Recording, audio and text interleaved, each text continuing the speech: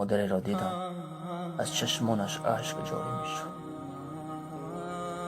از او پرسیدم مادر جان برای چی گریه میکنی؟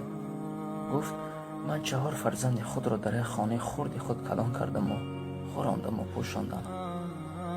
اما باشد امروز در خانه کلان خود برای من جای ندارم. میگویند که مادر در قبر هم باشد بچه هم میگفت از فرزندم. یک بعضی فرزند باشد یک بار مادر نمیگوید. دل مادر بری فرزند، دل مادر بری فرزند، دل فرزند باشد، دل فرزند باشد بادی گریبند. برادران عزیز، مادرایتان را حفظ نماید.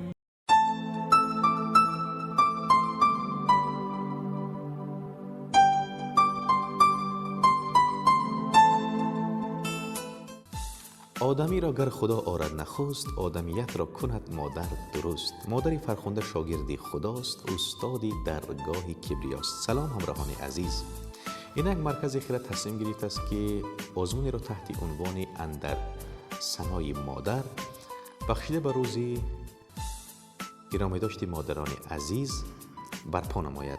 این آزمون در 2 بخش عبارت است، بخش نظم و بخش نثر.